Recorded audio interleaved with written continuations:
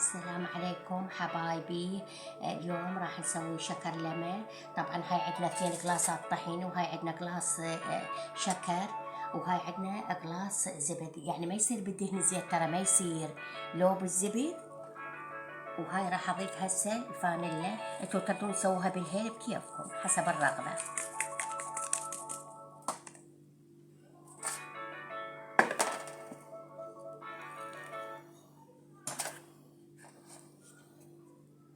حبايبي هاي ضفت الطحين والفانيلا.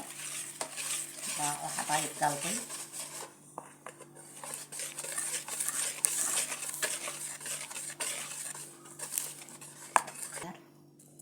هسه نضيف الشكر.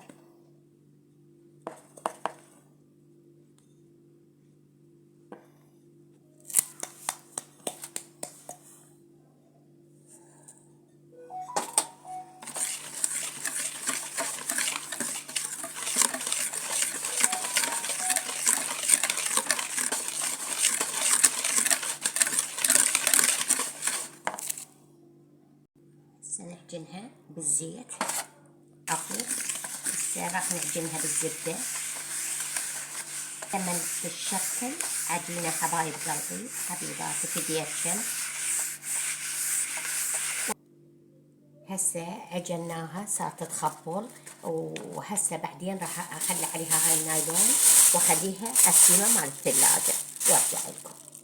اخليها ربع ساعة لما ترتاح وارجع لكم حبايب. هاي حبايب قلبي الشكل لما صار يخبل. حبايبي شكل لما كلش طيبة، ومع السلامة.